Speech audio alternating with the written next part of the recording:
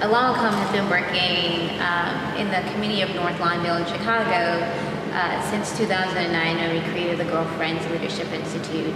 And we started it based in North Lawndale, working with young girls, teenage girls, who are residents. One of the first things that we ever did was have a march in Douglas Park for a young girl who was sexually assaulted walking from school during the summer program. And it was a way of reclaiming that space. 20 young girls who were shouting got consent and giving out postcards in the community. That march has then expanded to include their parents and other community members. Stop the violence! Increase the peace!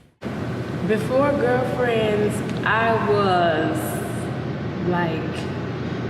quiet. I didn't too much like to talk, get to know people, and definitely not girls, because I feel like it was all the drama had a lot to do with girls.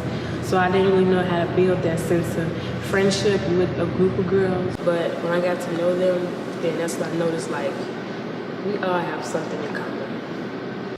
Good evening. 22-year-old Rekia Boyd and a man were both shot early yesterday by an off-duty detective on the city's west side.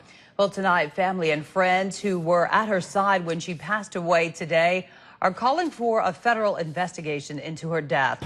They said that the shooting is justified, but how is it justified when you got a young girl up there with a bullet hole in her head? What kind of justice is that?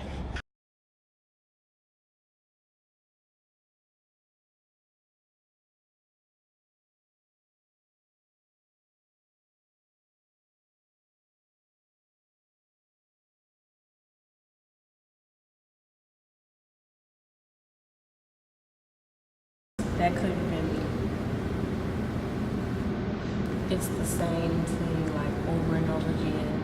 And people usually recognize the men like Trayvon Martin, Michael Brown, but they don't highlight the women as much.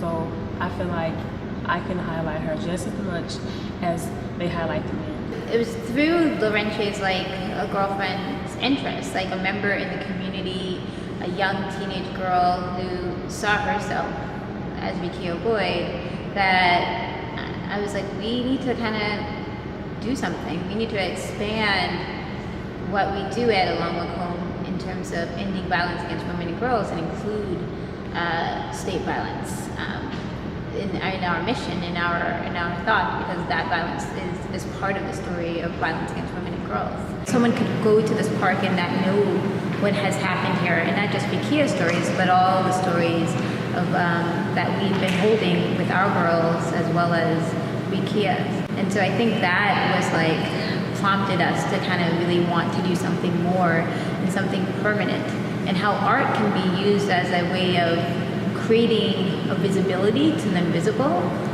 but also a different type of justice.